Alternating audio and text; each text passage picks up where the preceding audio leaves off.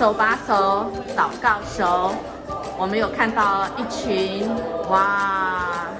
很年轻对吧？年次很少的这一群喜欢运动，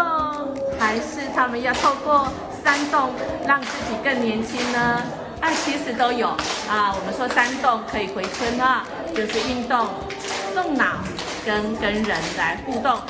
这就是我们教会的德福关怀据点的我们这些可爱的大哥哥大姐姐们呢，在他们的人生当中，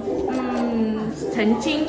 有经历这样的，就像提摩太后书2章5节说的，同样，如果有人竞争为运动员，除非他按照规则竞争，否则他不会获得胜利者的这个冠冕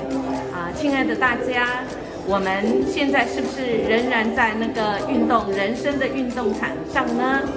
如果我们要在这运动场上，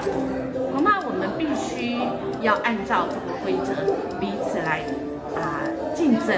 竞争不是不好的事情，良性的竞争让我们的生命更精进哦。音乐牧师就是曾经在我们的家庭也一样，我们常常彼此会来简单的比赛煮菜比赛洗碗我们比赛讲故事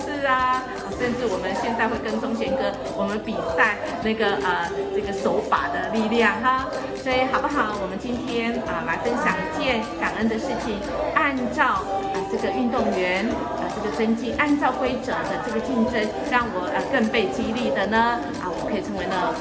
胜利者。另外代祷就是我现在正在经历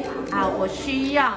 更多的锻炼我的身体让我的身体在这个人生的竞争的场上，我能够得着那胜利者的冠冕呢。我们家庭当中也一样好不好？我们一起来分享，让我们印象很深刻的，我们的家庭是怎么样来经历那个人生的运动场上的这个经历呢？我们没有要跟别人比，跟自己的家，跟自己来比手牵手，祈祷的手。